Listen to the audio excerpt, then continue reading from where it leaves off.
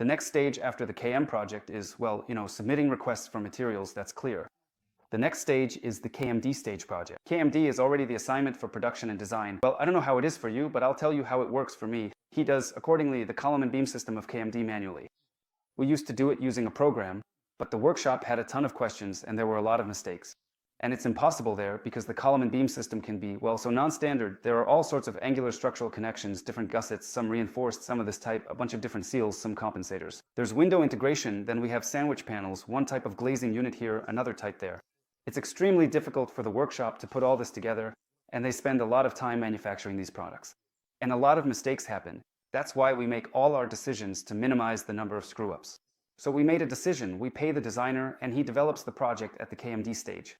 This means the products are all numbered, showing exactly where each post goes.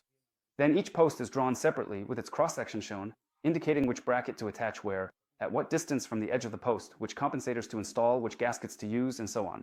So the workshop, they cut everything according to the layout. Then they have a clear task. Here is post number 1, it needs to be made like this. They make it, attach everything, and set it aside. Post number 2, it needs to be made like this, and then set aside. There's a certain beam, you need to do specific milling on it, install certain compensators and rubber seals, and make notches like this. That's it, they do all that and set it aside. So they prepare these parts, then this whole batch gets bundled up and sent off to you for assembly. When the installers are assembling, this KMD also helps them because the posts and beams are numbered. They look at the KMD and understand there's a diagram of the product with numbers showing which post and which beam goes where.